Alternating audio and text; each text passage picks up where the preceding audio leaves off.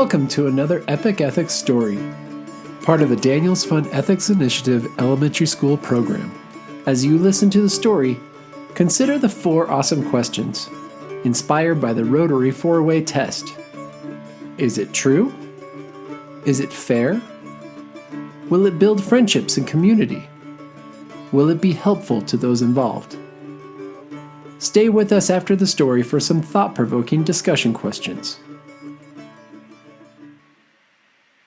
And now, The Elves and the Shoemaker, story from the Brothers Grimm. There was once a shoemaker who worked very hard and was very honest. But still he could not earn enough to live upon.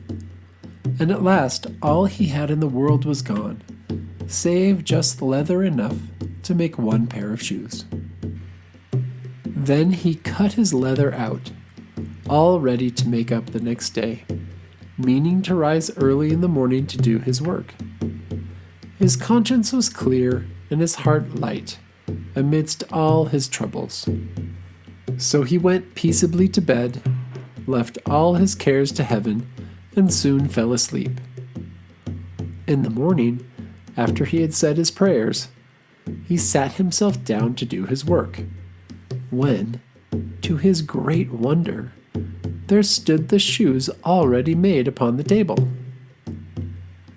The good man knew not what to say or think at such an odd thing happening. He looked at the workmanship.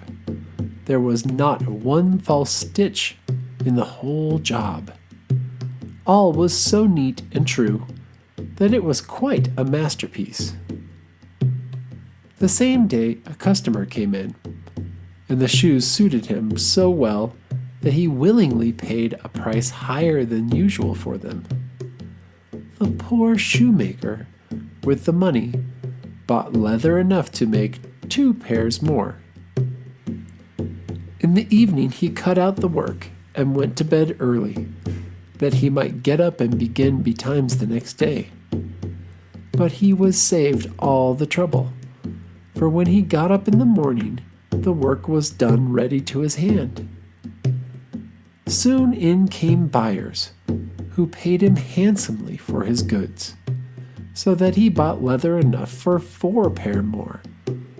He cut out the work again overnight and found it done in the morning, as before, and so it went on for some time.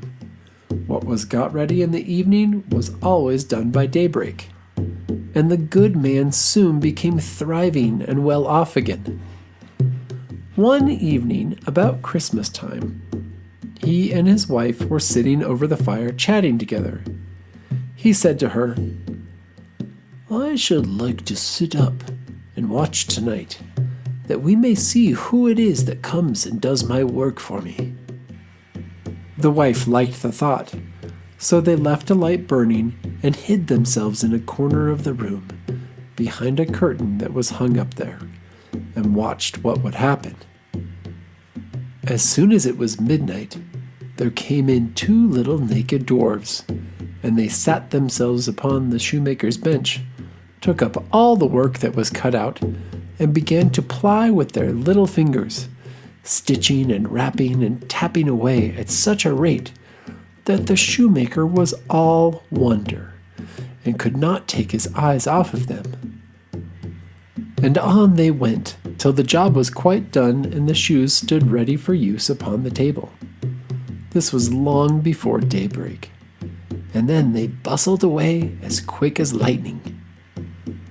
The next day the wife said to the shoemaker, "These little wights have made us rich, and we ought to be thankful to them, and do them a good turn if we can. I'm quite sorry to see them run about as they do, and indeed, it's not very decent, for they have nothing upon their backs to keep off the cold. I'll tell you what, I will make each of them a shirt, a coat and waistcoat, and a pair of pantaloons, into the bargain, and do you make each of them a little pair of shoes." The thought pleased the good cobbler very much, and one evening when all the things were ready, they laid them on the table instead of the work that they used to cut out, and then went and hid themselves to watch what the little elves would do. About midnight, in they came, dancing and skipping, hopping round the room, and then went to sit down to their work, as usual. But when they saw the clothes lying there for them, they laughed and chuckled and seemed mightily delighted.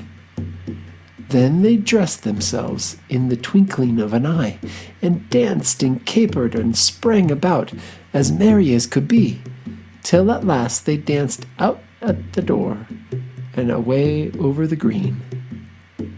The good couple saw them no more, but everything went well for them from that time forward, as long as they lived.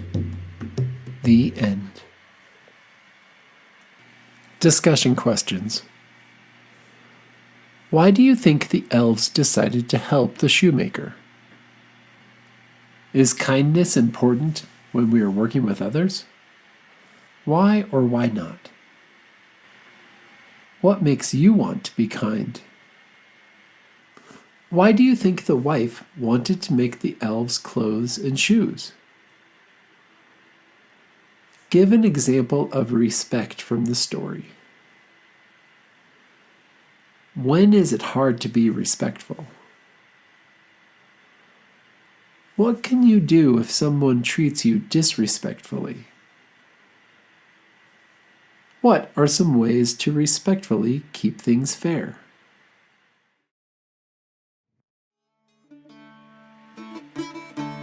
This has been an Epic Ethics recording, generously sponsored by the Daniels Fund Ethics Initiative.